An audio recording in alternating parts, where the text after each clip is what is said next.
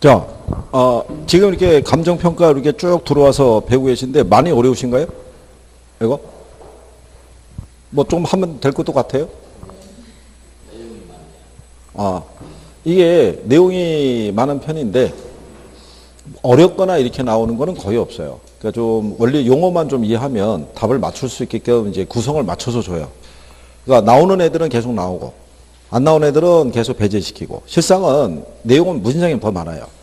많은데 저희가 그것까지는 할 필요가 없으니까 자르는 거죠. 할 필요가 없으니까. 시험에 안 나오는 거를 굳이 해가지고 머리 아프게 하실 필요는 없잖아요. 그죠? 그러니까 기본적인 용어만 조금만 이해해 주시면 그리고 얘를 할 때도 똑같아요. 원가법 들어가면 일단 식을 생각을 해야 돼요. 제주도 원가에서 뭐를 공제해서 감가액 공제해서 적상가격 구하면 순서가 제주도 원가부터 구해야 되는구나 그 생각이 돼야 돼요. 그럼 제주도 원가가 뭔지 그 다음에 종류는 어떻게 되어 있는지 그렇잖아요. 그리고 얘를 구할 때는 자가든 도급이든 도급 준다든가 구하는 방법은 총구단비에서 4가지가 있다든가 여기까지 하면 그냥 정리하는 거예요. 그렇잖아요. 제주도 원가라는 게 기준점에서 구하는 거죠.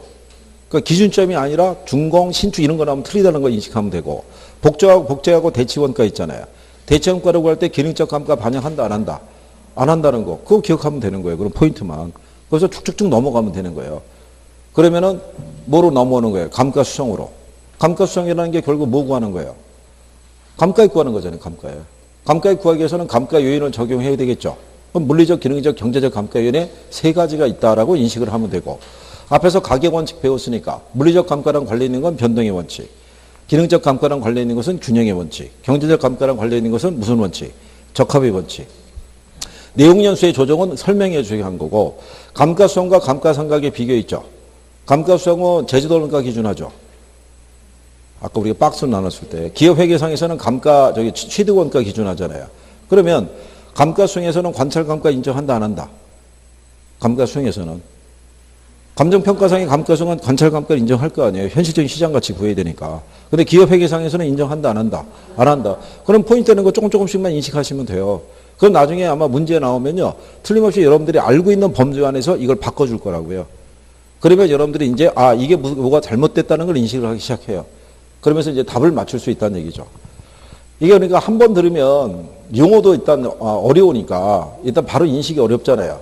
근데 2번 듣고 3번째 정도 들으면은 얘가 어느 정도는 정리가 더 돼요. 그래서 6문제에서 한 7문제 나오면 최소한 한 3, 4문제 이상은 맞춰요. 계산 문제 버리더라도. 근데 여기 나왔던 계산 문제가 어려운 건 아니잖아요. 지금까지 나왔던 계산 문제는. 그렇죠? 자꾸 버리려고 그러면 안 돼요. 어? 이게 심지어 제목만 나오던 적도 있어요. 제목만. 이게 지금 5가지 나왔잖아요. 얘는 지금 시험에 나온 적이 없어요. 밑에 거는. 근데 여기 있는 내용연수 기준법 있죠. 이 안에 가면 뭐가 있냐면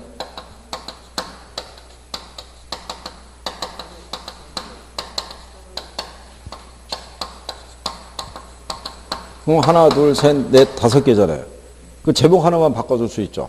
다음 중에서 감가수성하는 방법이 아닌 것 이래가지고 다른 방법이 하나 들어올 수 있는 거죠. 그렇잖아요.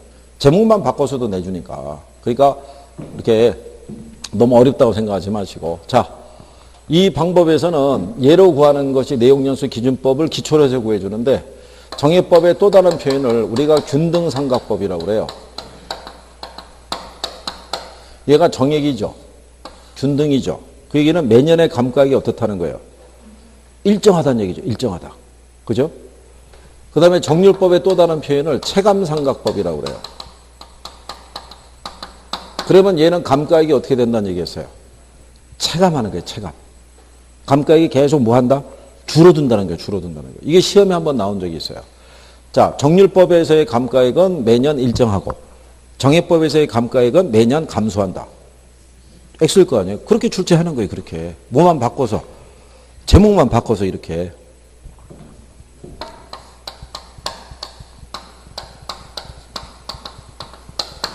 그 다음에 상환기금법의 또 다른 표현은 우리가 감채기금법이라고 그래요. 그죠? 저거를 어디서 설명해 드렸냐면 화폐 시간가치 할 때. 감채기금격수 할 때 저걸 설명했었어요. 그죠? 그런데 얘를 어디다 쓰냐면 여기에 써요. 주로. 얘는 기계류 등에.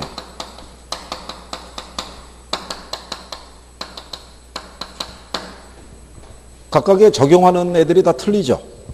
근데 자, 여러분들이 우리가 지금 처음에 뭐라고 그랬냐면 원가법은 토지하고 건물이 있으면 무슨 가치 구할 때 쓴다 그랬어요? 건물 가치.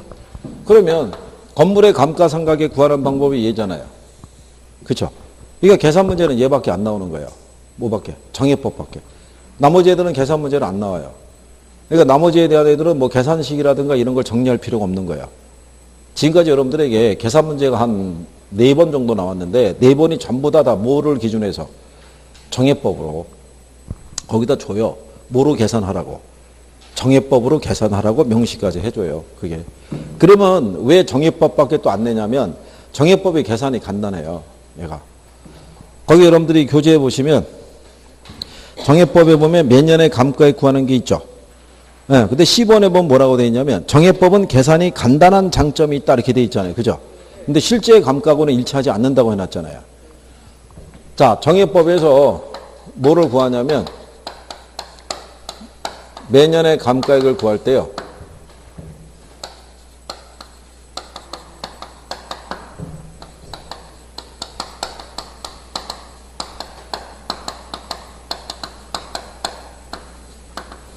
요거를 빼서 구하고요. 요 내용연수는 경제적 내용연수 얘기예요.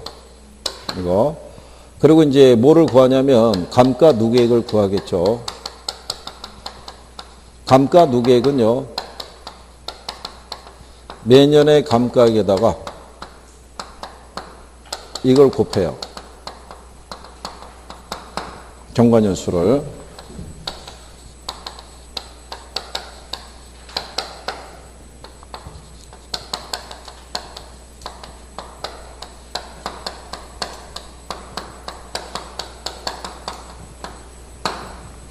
자, 조건이 이렇게 돼 있을 때 식이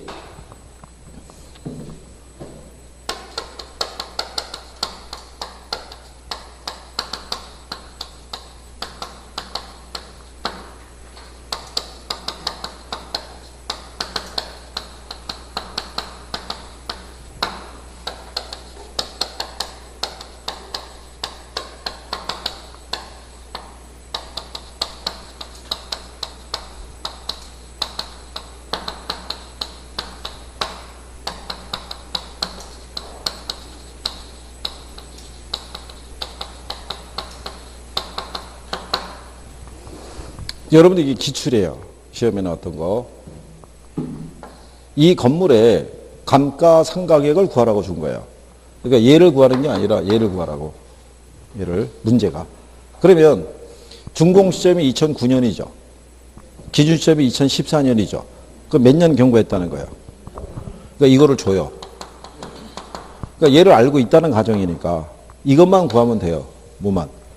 매년의 감가액만. 근데 뭐를 다 줘요. 제주도가 주잖아요. 얼마라고? 2억이라고. 여기 보면 잔존가치라고 있죠. 이 잔존가치가 뭐 얘기하냐면 건물을 철거하면 폐자재가 나와요. 철근이나 이런 거. 이거 내다 팔면 얘도 돈이 되죠. 돈이 되는데 실무적으로는 얘를 10%를 안 보고 그냥 제로로 봐요. 왜냐하면 그 폐자재 가격보다는 건물 철거 비용이 더 많이 들어간다고 보는 거예요. 그러니까 이 잔존가치율은 통상 10% 아니면 제로 줘요. 그러니까 여러분 시험상에서는 2번씩 준 거예요. 제로로 2번, 10%로 2번. 계산의 편의를 위해서. 제로로 주면 더 쉽죠. 지금 제주도 원가를 얼마를 줬어요? 2억을 줬잖아요. 얘가 없으면 그냥 2억을 내용연수로 나누면 되는 거예요. 근데 몇 프로를 줬으니까 10% 줬으니까 2억에 10%면 얼마겠어요? 2천. 그럼 얘가 1억 8천이잖아요. 근데 여기 있는 내용연수 있죠. 원래 경제적 내용연수가 얘가 경관연수에다가 잔존 내용연수를 합한 거예요.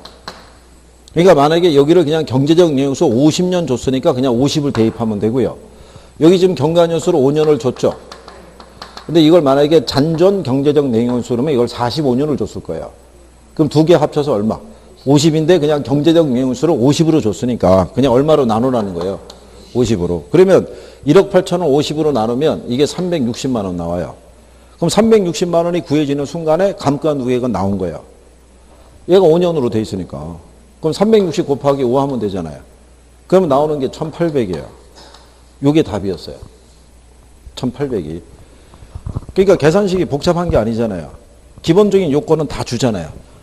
갖다가 뭐만 하란 얘기예요. 대입만 하란 얘기예요. 대입만. 그럼 여기서 계산기 쓸 거는 1억 8천을 얼마로 나누는 거. 왜? 50으로 나누기만 하면은 계산기가 360을 토해낼 거 아니에요. 그럼 얘는 알고 있으니까 360 곱하기 5 하면 1800 나오죠. 그러면 얘도 구할 수가 있죠. 여기까지 구하면. 이게 2억이잖아요. 얘가 얼마? 그거 얼마 나오겠어요? 1억 8,200. 뭐 이렇게 나올 거 아니에요. 그러니까 여기까지 도출하는 게 무의미하다고 본 거예요. 이걸 구하는 순간에 얘도 나온 거니까. 그렇잖아요. 그러니까 이제 시험 문제가 요거 구하라고 나온 거예요. 뭐? 감가 누계 구하라고. 그러니까 출제자들이 계산 문제를 줄 때는요, 안에 있는 구성 내용을 다 맞춰서 줘요. 배열을. 그래서 몇 분 내로 풀 수 있게끔. 그렇죠? 1분 내로 풀 수 있게끔 다 맞춰서 주는 거예요. 요것만 알면 풀 수 있게끔. 무슨 말인지 아시겠나요? 네, 이런 거예요. 근데 정해법이라는 건요, 현실의 감가를 반영은 못하죠. 아까 얘기했지만 어떻게 건물이 매년 저렇게 일정하게 가치가 감소할 수 있어요. 현실은 그게 어렵잖아요. 그러니까는 얘로 병용하란 얘기예요. 뭐로? 직접 가서 관찰해서 조정하란 얘기예요. 무슨 말인지 아시겠나요? 그러면 정률법이라고 있어요.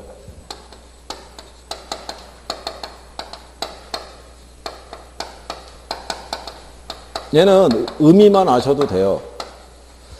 정률법은 뭐 생각하시면 되냐면 금융에서 여러분들이 원금 균등 분할 상환 방식이라고 해봤죠. 그거랑 원리가 똑같은 거예요.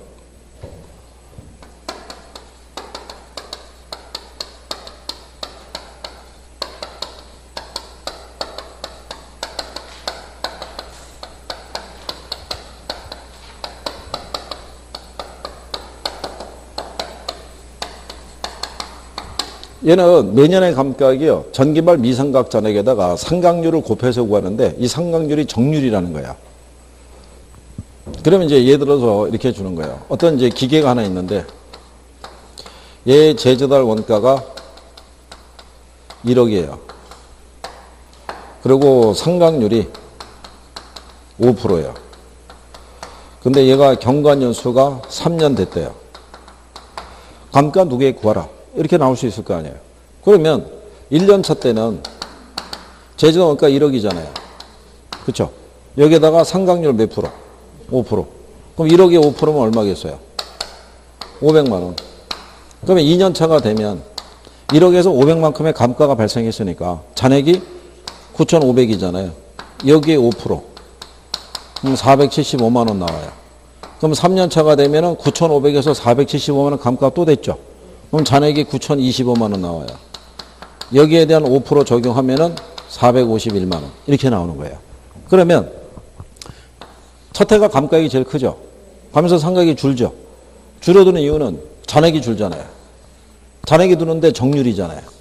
즉 원금 균등의 논리랑 똑같죠. 대출 잔액은 줄어드는데 고정이 이자율이니까 원리금이 점점점 줄어드는 구조랑 똑같은 거예요. 무슨 말인지 아시겠어요? 그래서 제목이 무슨 삼각법? 체감삼각법. 그래서 이 제목이 중요한 거예요. 제목이. 제목만 이해해도 대충 무슨 말인지를 알 수 있다고요. 그죠? 그러니까 외우는 것보다는 뭐 하는 게 빠르다는 거예요. 이해하는 게 빠른 거예요. 이해하는 게. 학계론을 이해를, 용어를 딱 이해를 하는 순간에 공부하는 분량이 별로 없어요. 안 잊어먹으니까. 그러면은 대부분 또 모의고사를 보면 대부분 용어에 기초해서 또 문제를 줘요. 그 다음부터는 이제 점수가 올라가기 시작하는 거예요. 이게. 정률법의 논리를 아시겠어요? 네. 그래서 이거 한 거고. 그 다음에 상환기금법이 있어요.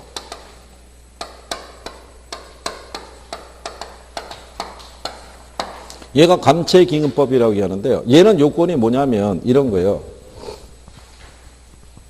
지금 우리가 정액법에 의해서 감가액을 구할 때는 이렇게 간 거예요. 매년의 감가액이 얼마씩으로? 360. 그쵸?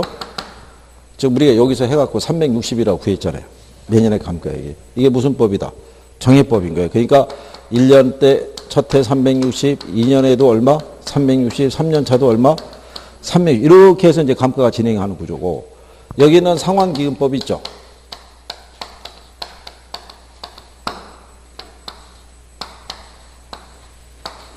이렇게 돼 있으면 얘는 이런 논리인 거예요.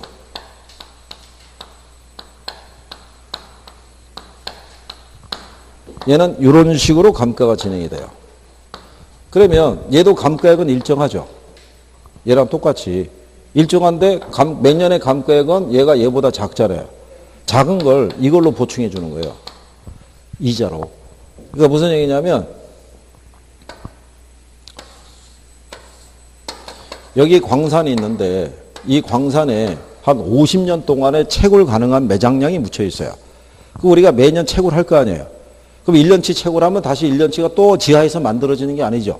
채굴되는 순간에 매장량이 점점점 줄어들 거 아니에요. 광산에 이게 한 50년 동안 채굴 가능한 매장량이 있는데 내가 여기다 2억을 투자했어요. 그 50년의 경과에서 채굴한 걸 다 캐내게 되면은 광산의 경제적 가치가 제로가 될 거 아니에요. 그럼 투자자는 50년의 기간 중에 투자한 돈 2억을 회수해야겠죠. 그렇잖아요. 그럼 회수하는 매년 회수하는 금액을 계산해 봤더니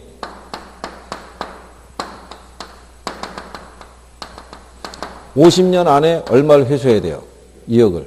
2억을 회수하기 위해서 매년 300씩 회수하면 된대요. 근데 300을 50년간 회수해봐야 1억 5천밖에 안 나와요. 부족하잖아요. 부족한 걸 뭐로 메꿔준다는 거예요? 이자로. 얘를 외부에 운영하는 거예요. 운영하면 뭐가 발생하냐면 이자가. N이 전체 기간이니까. N에서 1을 빼면은 49년이잖아요. 얘에 대한 49년의 이자, 48년의 이자, 47년의 이자. 이게 이자를 합쳐서 기간 말에 뭐를? 2억이라는 돈을 회수하는 논리인 거예요. 그래서 세 가지 방법 중에서 복리에 의한 이자를 발생하는 방법은 뭐 하나밖에 없다. 상환기법 하나밖에 없는 거예요. 그러니까 이상한 애는 얘밖에 없는 거예요. 무슨 말인지 아시겠어요? 이자 발생한 애는 뭐밖에 없다. 상환기법밖에 없는 거예요. 그래서 이런 식으로 운영을 하는 거예요. 그래서 부족한 건 뭐로 채워준다? 이자로. 그래서 얘가 시험에 제목만 나온 적이 있어요. 거기 상환기금법 가게 되면 내용연수 만료 시의 감가누계액 총액과 그에 대한 복리 계산의 이자 상당액의 합계를 당해 내용연수로 상환해서 매년의 감가액을 산정하는 방법이다 이렇게 돼 있죠. 네, 이 방법이 뭐냐 이렇게 물어본 거예요. 그럼 답이 뭐였겠어요? 상환기금법 그렇게. 그래서 그런 논리 정도 인식을 하시면 돼요. 혹시 용어 나오면 구별하시겠어요? 대충 제목이 다 얘기해 주죠. 정액법, 정률법, 상환기금법. 네?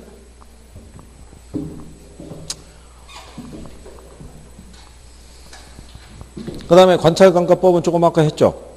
네. 얘는 객관적이다, 주관적이다. 얘는 분해법이죠. 감가요인이 물리적, 기능적, 경제적 감가요인이 있으면 이걸 세분하는 거예요. 치유가 가능한 거하고 치유가 불능인 거. 치유가 가능한 것과 치유가 불능인 거. 얘는 뭐밖에 없고 치유가 불능인 거. 항목별로 다 구해서 합산해서 감가액을 구하는 것을 내구성 분해 방식이라고 얘기를 해요. 이렇게 세분하기 때문에 분해법이라고도 얘기를 하는 거예요. 분해법. 그래서 그런 정도 인식을 해 주시면 돼요.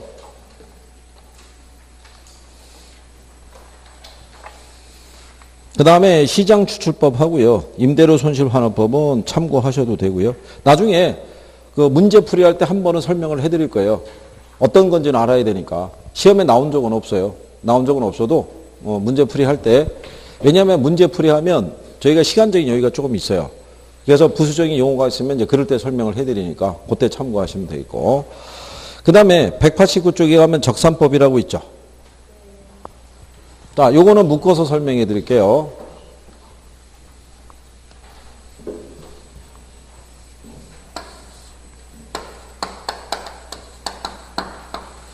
임료를 구하는 방법이 적산법이 있고요. 임대사례 비교법이 있고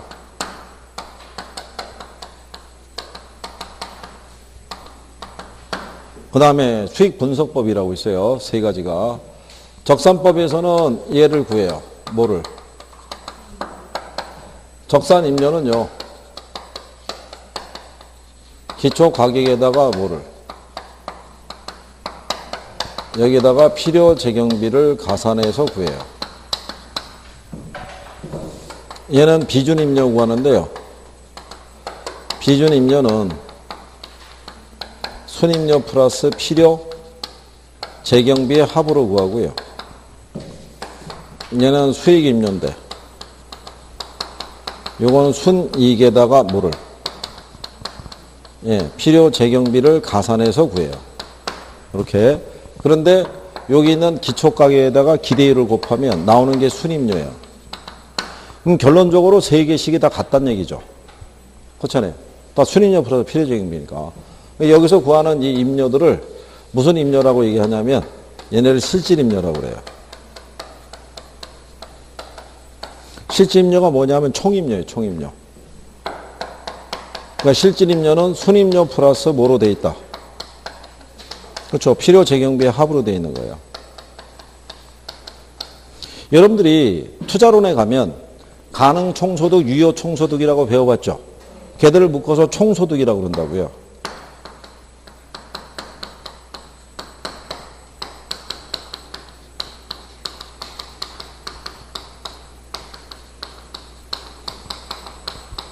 이거하고 같은 개념이라고 보시면 돼요. 순영업소득과 영업경비를 더하면 뭐가 나오겠어요? 총수익 나올 거 아니에요? 같은 거예요. 같은 거. 일본에서 번역을 이렇게 했기 때문에 실질임료라고 해주는 거고. 예. 근데 여기 우리 교재에 보면 기초가격이라는 게 있고요. 밑에 가면 뭐 기대율 이런 거 있죠. 예, 이런 거 참고하셔도 돼요. 그리고 뒤에 가면은 필요재경비라고 있죠. 그 항목도 역시 참고하셔도 돼요. 왜 그러냐면 안 나온다고요. 왜 안 나오냐면 여기 필요재경비 항목 있죠. 여러분들이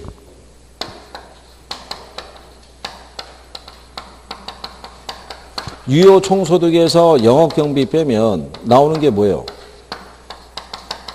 순영업소득이잖아요. 근데 우리 여기 경비에 포함시키면 안 되는 거 배웠죠? 네, 뭐 포함시키면 안 돼요? 이거 공고소감이라고 했잖아요. 이 감이 뭐예요? 감가상각비잖아요. 여기 경비는 이 감가상각비를 반영을 해요.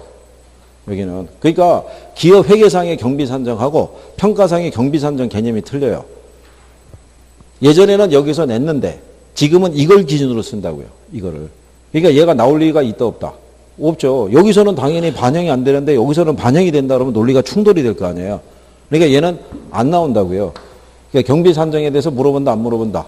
안 물어보는 거예요. 그래서 요 개념을 일단 묶어서 정리해 주는 거예요. 무슨 말인지 아시겠죠?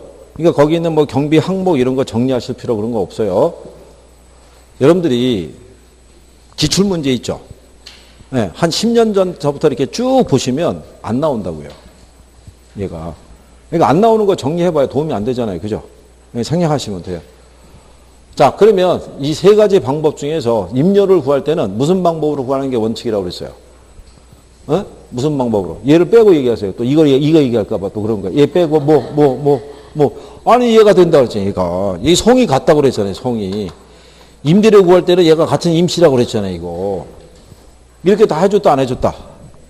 다 했다고요. 이거 다. 삼방식에서 구하는 방법 다 분리해서 정리해 줬었어요. 그때. 그래서 임료를 구할 때는 무슨 법으로 가라고? 그렇죠. 그리고 이게 임시성 가진 사람이 틀리면 그건 진짜 너 죽고 나 죽고 한다고 그랬던 거 아니야, 이거. 이게 시험에 나오죠. 그죠? 시험에 이미 출제했던 거예요, 이거. 그러니까, 근데 한 번 나왔다고 그걸로 끝나는 게 아니라 또 나온다고요, 또. 그러니까 기억은 해 두셔야 되는 거예요. 그죠?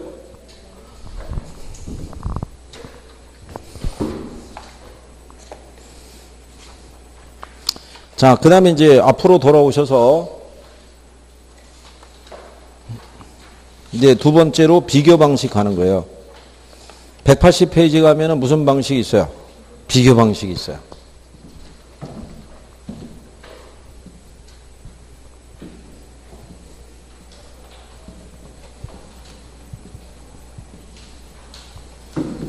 그러니까 이게 지난번에 우리 저기 3월달 하순에 했었을 때 내용은 지금 전혀 기억은 못 하시는군요.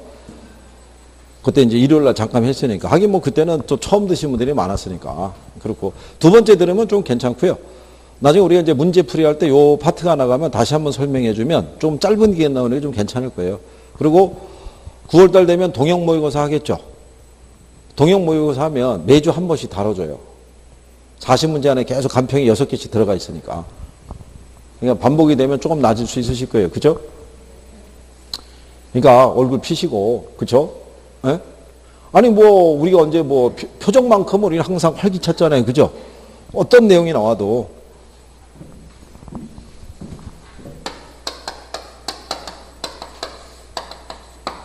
그러니까 지금서부터는 아까 얘기한 대로 열심히 하시면 돼요. 자, 비교 방식에서 가격을 구하는 방법이 뭐예요? 거래사례 비교법이에요. 그죠?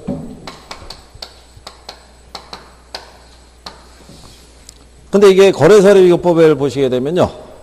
거기 대상 물건과 가치 형성력이 같거나 비슷한 물건의 거래 사례하고 비교해서요. 대상 물건의 현황에 맞게 사정 보정 및 시점 수정, 가치 형성 요인 비교 등의 과정을 거쳐서 대상 물건의 가액을 산정하는 방법을 말한다는 점에서 산식이 있죠. 산식을 보면 이렇게 돼 있죠.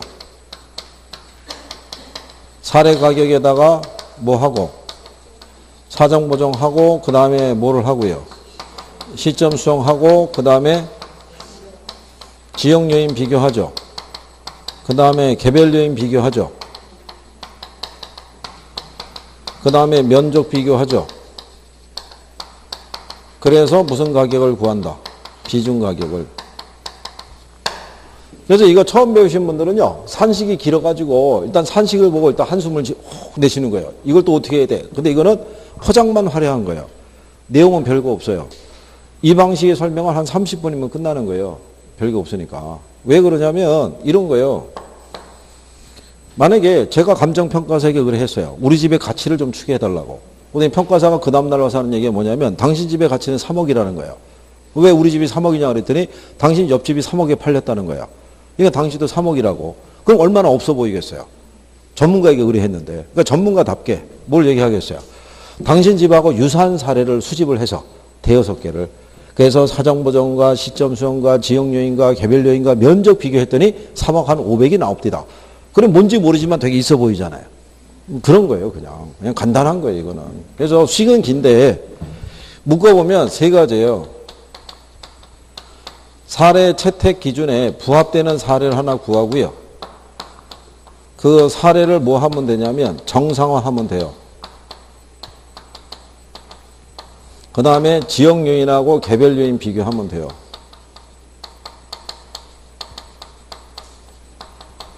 압축하면 요 세 가지 단계로만 돼 있어요. 면적은 개별 요인 비교 대상이니까 그냥 여기에 포함시켜서 구하는 거예요. 그러니까 사례 가격으로부터 이거 사시지게면 하면 돼요. 그러면 뭐를 구할 수 있다? 비중 가격을. 그래서 순서가 그렇게 가는 거예요. 거기 보면 181페이지 있죠. 거기 상단에 가면 양가로 3번에 적용이라고 있죠. 제일 먼저 사례 선택 기준이 나오죠. 네. 그리고 뒷페이지 넘어가시게 되면 밑에 가면 뒤에 가면 182쪽의 하단에 사정보정과 뭐가 나와요? 시점 수정 나오죠. 오른쪽에 4번에 가면은 지역 요인과 개별 요인 비교 나오죠. 거기까지 하면은 방법이 바뀌잖아요. 원가 방식으로. 무슨 말인지 아시겠어요? 요건 페이지가 딱 한 장이잖아요. 한 장. 그러니까 간단하다는 얘기잖아요. 이게.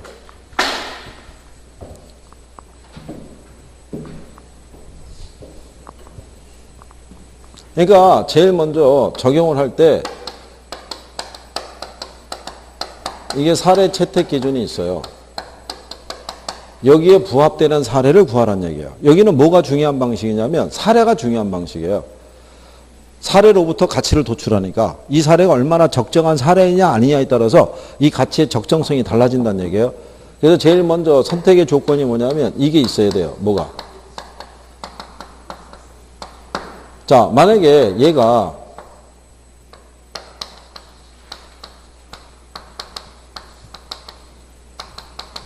나성동 127번지에 소재하고 있는 2층 단독주택이에요. 구조는 벽돌로 되어 있어요. 그럼 평가사가 봤을 때는 사례를 구할 때 똑같은 위치에 있는 사례 구하는 게 제일 좋겠죠. 근데 현실적으로 똑같은 위치에 있는 사례는 찾기 어렵잖아요. 그러니까 평가사는 거기에 대한 타협책으로 가장 좋은 게 인근 지역에 소재하는 사례를 구하라는 거예요. 인근 지역에 소재하는 사례를 구하면 아까 우리가 뭐를 생략해도 된다 그랬어요. 이거 안 해도 되니까. 비교 항목이 적을수록 좋다고요, 이게. 그러니까 어디에 소재하는 사례 구하라. 인근 지역. 근데 인근 지역에서 구하기 힘들면은 어디에 있는 사례? 유사적이 있는 사례 구해서 만약에 지역에 격차가 있으면 보정이 가능한 사례 구하라는 거예요. 그래서 뭐가 가능하네? 이 비교가 가능한 애를 수집하라 이런 얘기예요. 그러니까 가장 좋은 거는 어디 소지하는 거? 인근 지역. 이렇게 생각하시면 되고. 그 다음에 뭐가 있어야 돼요? 얘가 규모가 2층 단독주택이고 구조가 벽돌로 돼 있잖아요. 그러니까는 규모나 구조나 이런 것들이 서로 유사한 사례를 구하라는 거예요. 얘는 2층이고 벽돌로 돼 있는 구조인데 쟤는 단층이고 구조가 목조로 된 주택이면 단순 비교가 곤란할 거 아니에요. 그러니까 비슷한 애를 고르라는 얘기죠. 만약에 약간의 격차가 있으면 뭐를 가지고 이걸 비교해서 보정이 가능한 사례 구하라는 거고요. 그 다음에 세 번째는 뭐가 가능한 사례 구하라는 거예요. 시점 수정의 가능성이 있는 것. 즉 예를 들어서 거래 시점하고 무슨 시점이 같으면 이게 같으면 가장 좋은 사례겠죠. 기준 시점이 오늘인데 얘는 어제 거래된 거라는 거죠. 그럼 어제하고 오늘에는 큰 시세의 변화가 없을 거 아니에요. 이런 사례 구하는 게 제일 좋은데 만약에 그렇지 않으면 수정이 가능한 사례를 구하라는 거죠. 이 가격이 다르면. 그러기 위해서는 무슨 시점을 꼭 알아야 돼요. 거래점을 꼭 알아야 돼요. 이게 일주일 전에 거래됐는지 3개월 전에 거래됐는지 1년 전에 거래됐는지를 알아야 그때 시세로부터 지금 세로 바꿔줄 거 아니에요. 이거를 파악하지 못하는 사례는 사례 자료를 채용할 수 있다 없다? 없다 이거예요. 그 다음에 뭐가 있는 사례? 사정 보정의 가능성이라는 것은 이 사례 가격은 거래 당사자의 특별한 사정과 동기가 개입되어 있지 않는 사례를 구하는 게 제일 좋은 거예요. 근데 만약에 그런 사정이 개입되어 있으면 그런 사정이 없는 걸로 보정이 가능한 사례를 구하라는 거예요. 무슨 말인지 아시겠죠? 근데 만약에 보정이 불가능한 사례를 우리가 뭐라고 그랬냐면 대표성이 없는 매매 사례다 이렇게 얘기했던 거예요. 그죠? 기억하시나요?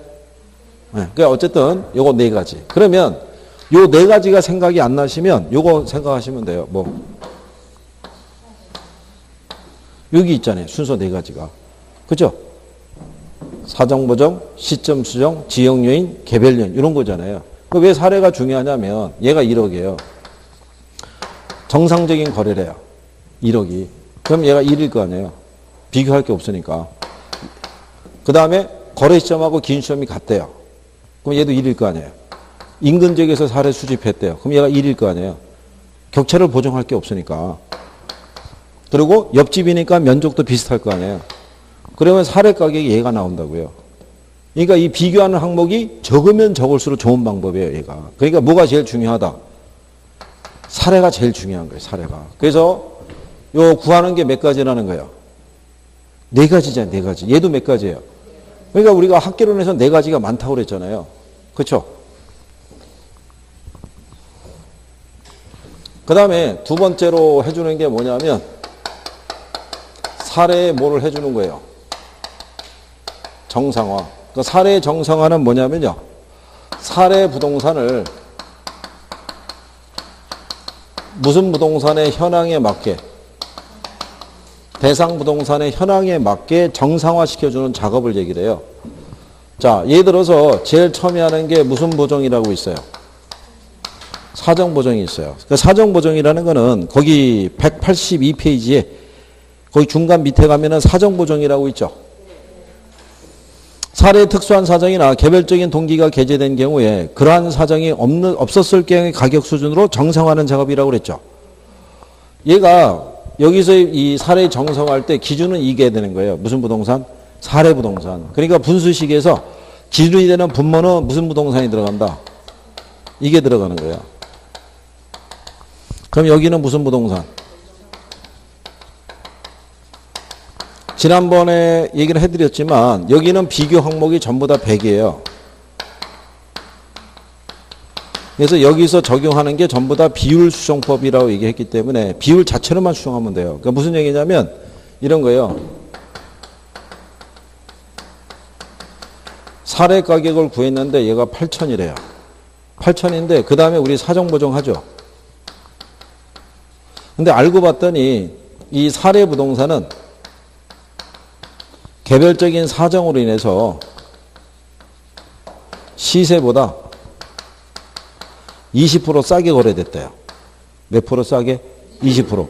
그 우리가 구하는 이 대상 부동산은 20% 싸게 거래된 가격을 구하는 게 아니잖아요. 정상가를 구해야 될 거 아니에요. 그럼 얘를 보정을 해줘야겠죠. 그러면 대상은 관계가 없잖아요. 얘가 몇 프로? 20%. 그럼 100에서 20을 빼면 얼마야? 80이잖아요. 80분의 100 하면 1.25라고요. 곱하면 1억 정도에 들어갈 거 아니에요. 그렇죠? 원래 시세는 2억 정도가 적당했는데 20% 싸게 팔아서 8천에 거래된 거라는 거예요. 우리가 구하는 건 8천을 기준으로 가격 구하는 게 아니죠. 정상적인 시세는 1억을 기준으로 구해야 될 거 아니에요. 그렇게 해주는 작업이 뭐다? 사정보정인 거예요. 그럼 여러분들에게 이거 사정보정하라고 해서 이거 계산하라고 주진 않아요. 이거 예전에 시험에 나왔을 때 몇 프로 싸게 20% 싸게 거래됐을 때 사정보정을 정확하게 한 걸 구하라고 그래가지고 지문을 이렇게 줬다고 그랬잖아요.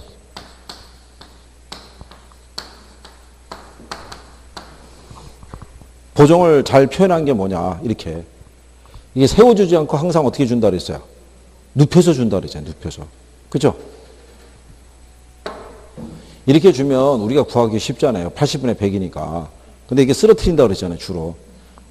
그 서 있는 애 쓰러트리면은 위에는 머리가 무거운 애가 앞으로 쓰러진다고 그랬죠. 그러니까 100이 앞으로 쓰러지니까 얘가 답일 거 아니에요. 그죠? 그렇게 해드린 거예요. 이렇게 하는 게 사정보정이고요. 그 다음에 하는 게 뭐겠어요? 시점 수정은 이거예요. 거래 시점하고 무슨 시점이? 네, 이게 같으면 관계가 없는데 얘가 다르면 거래 시점의 가격을 무슨 시점의 가격으로? 기준점의 가격으로 정상화하는 작업을 얘기를 해요. 그래서 시점 수정할 때 보면요. 방법이 지수법이라고 있어요. 지수법은 뭐냐면요.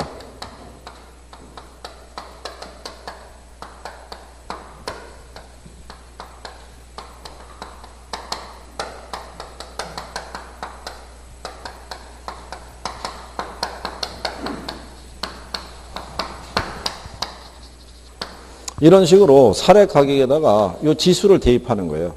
그럼 만약에 이렇게 하는 거죠. 사례 가격이 얼마? 1억. 거래 시점의 지수가 100이고요. 기준점의 지수가 135래요. 100분의 135 하면 얼마겠어요? 그럼 1억 3억 5천 이렇게 나오겠죠. 1억 3,500.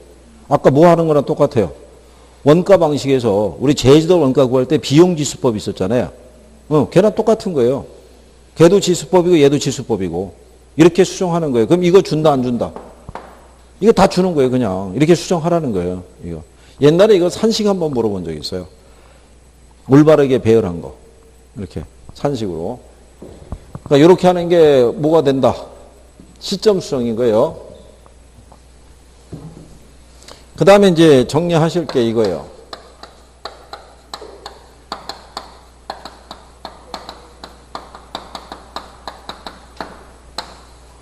모의고사 하면은 만약에 이거를 주게 될 거예요. 지역하고 뭐하고? 개별 요인 비교하는 거. 비교하는 방법이 두 가지예요. 먼저 종합적 비교법이라는 게 있어요. 이거는 그냥 전체적인 차원에서 그냥 비교하는 거예요. 단순 비교. 예를 들어서 이런 거예요. 사례 지역이 종합적, 전체적인 측면에서 봤을 때 대상 지역보다 10%가 우세하대요. 그러면 여기도 똑같이 기준이 되는 거는 무슨 지역? 사례 지역. 그럼 여기는 무슨 지역? 대상 지역.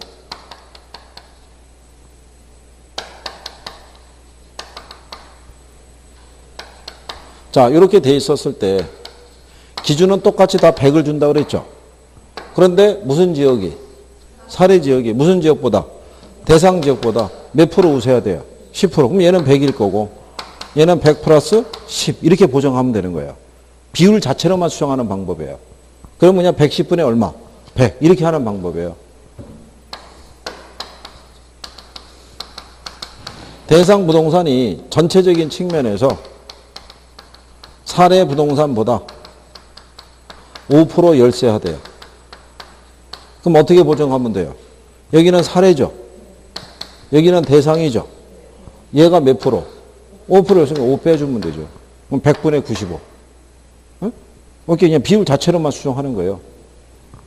5를 빼주면 되잖아요. 얘가 얘보다 몇 프로 열세하니까 5% 열세. 열세하면 빼주면 되는 거예요. 우세하면 더해주면 되고. 무슨 말인지 아시겠어요?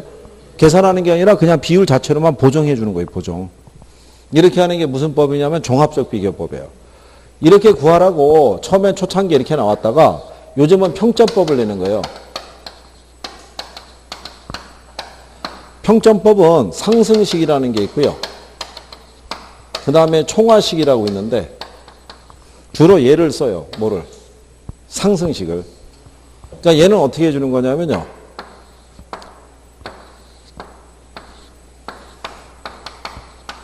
이게 사례부동산이고요.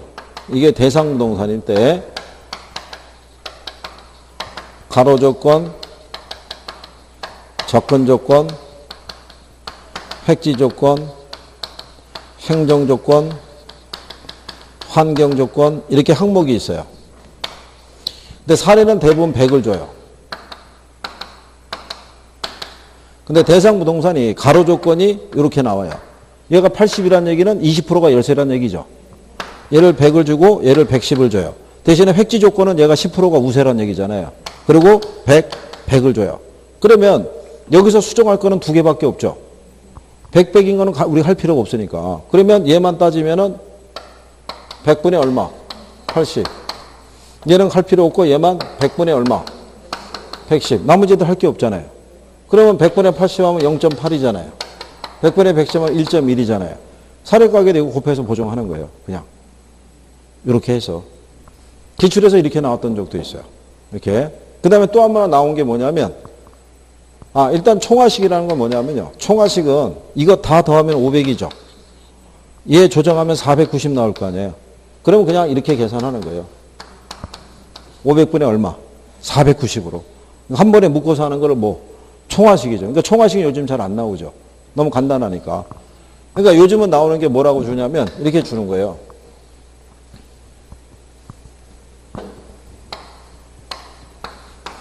이게 대상이고요. 사례는 전부 다 뭐를 준다? 100을 준다 그러고 여기다 이렇게 주는 거예요.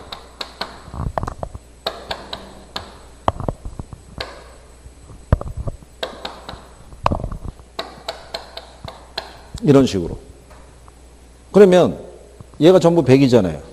얘가 플러스 1이라는 건 뭐예요? 100분의 101이란 논리랑 똑같은 거잖아요. 얘가 1% 우세하다고. 대상이. 그럼 얘가 마이너스 3이라는 거는 3%가 열세라는 얘기죠. 그럼 어떻게 하면 돼요? 100분의 97. 마이너스 1이니까는 100분의 얼마? 99. 플러스 4니까 100분의 얼마? 104. 이렇게 해가지고요. 나중에 계산을 식을 정리할 때는 100분의 101이고요. 그 다음에 보면은 100분의 얼마? 97. 그 다음에 100분의 99. 그 다음에 100분의 104잖아요. 그러면 얘들은 전부 다 소수로 바꿔서만 계산하시면 돼요. 100분의 101이니까 1.01이죠. 100분의 97이니까 0.97이죠. 100분의 99면은 0.999. 100분의 104면 1.04잖아요. 그래서 요거 계산해서 이 수치가 얼마냐 이렇게 물어본 문제도 있어요. 이렇게. 그럼 이게 어려운 게 아니잖아요. 그냥 이거 보정했고 나온 걸 갖다 계산기로 내가 곱하면 수치가 탁 나오니까.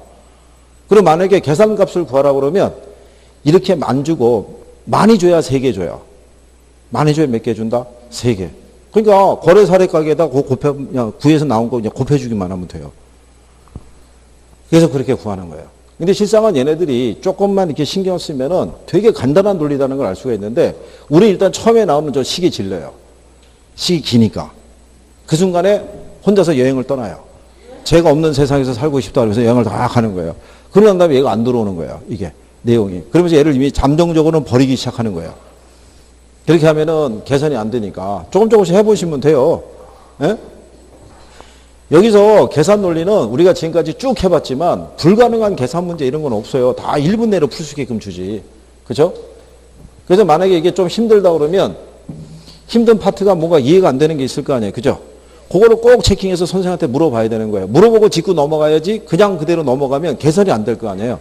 그 시간이 흘러가게 되면 선생에게 물어볼 타이밍을 놓쳤기 때문에 못 물어본다고요. 쑥스러워갖고. 그렇게 많이 했는데 나만 모르는 것 같으니까 괜히 힘들 것 같잖아요. 그게 아니니까 자꾸 많이 물어보셔야 되는 거예요. 무슨 말인지 아시겠어요? 예. 예. 여기까지 일단 하셨고, 다음 시간에 오시면 190페이지 가면은 수익 방식 있죠?